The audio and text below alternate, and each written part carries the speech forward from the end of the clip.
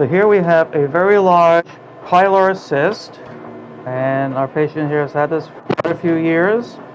This is basically a cyst under the skin. So we're going to just do surgery to remove it, and she's going to have a great result.